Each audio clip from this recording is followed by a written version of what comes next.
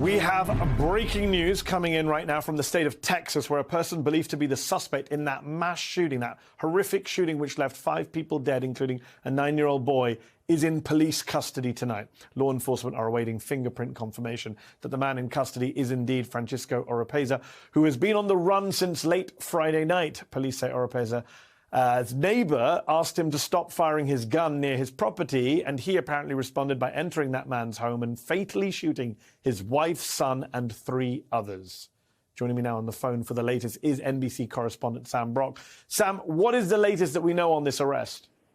Mehdi, it appears that this is the end of a sprawling 4-day-long manhunt involving hundreds of federal, state, and local officials searching for a man accused of brutally murdering 5 people. As you said a second ago, we are at this point, according to authorities, awaiting fingerprints to confirm that, in fact, this person is Francisco Oropeza. That is according to the district county attorney for San Jacinto County, Todd Dillon. And he was arrested, according to that DA, in Cut and Shoot, Texas, which is roughly about 15 or 20 minutes from where he resided. Mehdi, there is going to be a press conference at 8:30 local. It is about 7:40 right now. So within the hour or so, we're expecting to hear from both the FBI and county sheriff's department as well. There's also new reporting this evening, Mehdi, that we just broke this evening, actually, that there was a 2022 protective order filed by the wife of this man, alleging that he had beaten her, kicked her, punched her with a closed fist.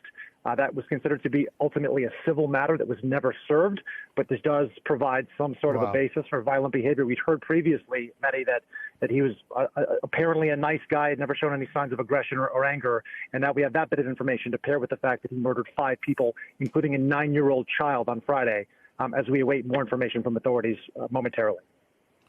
And Sam, do we know, I mean, it's been 4 days since that attack. Do we know why it took this long for law enforcement to get him?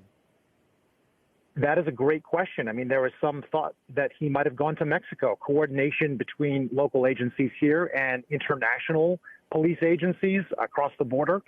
Certainly, there was also a lot of parsing of analytics. We were given brief updates, but nothing really in the last couple of days of all these pieces that were coming in from tips. There was an $80,000 reward, and authorities were trying to piece this all together. But how it could be, Mehdi, that initially they had him within a 2-mile, give or take, search radius, and suddenly he was just gone for days. That's one of the open-ended questions right now, but authorities probably breathing a sigh of relief as there was deep concern that this was someone who was armed and dangerous. They had recovered 3 firearms at least in his house, and were warning the public that there was potentially a handgun that he was with as well. And so here we are with a community that has been unnerved, doesn't even really describe it. Folks telling me that they were staying inside of their homes, a lot of them walking around with their own firearms everywhere they went in light of this news, and just completely disoriented here for the last several days. It appears that we may have a resolution to that. You mentioned a moment ago that we had learned through NBC's own reporting prior to his arrest new information about the suspect, about his past. Have we learned anything new about him since he was taken into custody? Is there anything extra we've discovered about the man who's in custody? Just the fact that we know that he had prompted calls to his house for discharging a firearm on the front lawn previously. That we knew.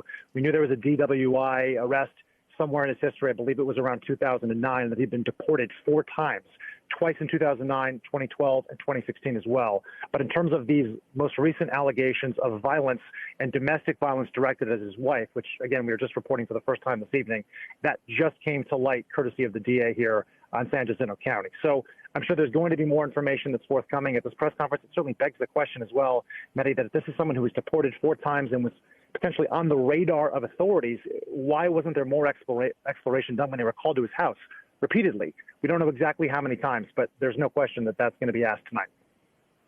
And do we think we'll hear from the governor of Texas tonight? We know that Greg Abbott, Republican governor of Texas, rightly endured a lot of criticism in recent days when he reacted to this horrific shooting by making it about the victims being illegal immigrants, which all of them weren't, undocumented, by the way. Right. I haven't seen a response from Abbott's office yet. One would imagine that he will be weighing in. And yes, of course, the controversy that you're alluding to there is not just identifying the immigration status of the suspect, but for some reason the governor also chose to say that those who were killed in this, the families affected, were also illegal immigrants in his words, which created all sorts of consternation as to why that would be relevant at all in this case of a massive manhunt involving someone who is now apparently behind bars. And I got to ask, Sam, you mentioned earlier how the community feel, and you said people are walking around with their own firearms. They're feeling, which is always, just bizarre for me always to hear that. But the idea that if you have a noisy neighbor and you ask them to keep the sound down, it's not even noisy from music, noisy from a gun being fired outside. You ask them to keep the noise down so your kid can sleep, that you get executed for that. I can't imagine what impact that must have on a local community to hear that that's the reaction to asking a noisy neighbor to keep the noise down. It's unconscionable. It's so unconscionable that the people that I'm talking to don't believe that that could be the whole reason. Certainly because it just doesn't make sense that by telling someone that their infant is trying to sleep, that would prompt an execution-style murder of 5 people, including a 9-year-old boy trying to protect his mother. None of that adds up.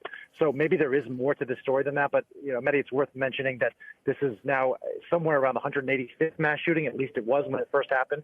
So we're approaching 200 this year, and it just continues to create conversations, rightfully so, about what's going on in this country when it comes to gun violence and how this kind of thing is so commonplace, despite how incredibly harrowing and hard to believe it is that it's happened. And Sam, just to reiterate for viewers who may just be joining us on this story, this breaking news tonight out of Texas, police have apprehended a man believed to be the suspect in this horrific mass shooting on Friday night. The family, the 5 people who were killed, including a child. But we're waiting for, fingerprint confirmation. That's exactly right, Matty. So our understanding is it matches the description of Francisco Oropesa, but at this point they are just waiting for the fingerprints to clear. There were a couple of false alarms earlier this week, people that looked like him, but it turned out to be just that, citing that wasn't real. Now they have someone they firmly believe is a 38-year-old man responsible for these crimes, but they just have to go through the processes of confirming it through those fingerprints, and then presumably that will be done within the next 45 minutes because there is an 8:30 local press conference scheduled to discuss it. Sam Brock, thank you for joining us on the phone tonight with this breaking news out of Texas. Appreciate your reporting. Thank you, Matty.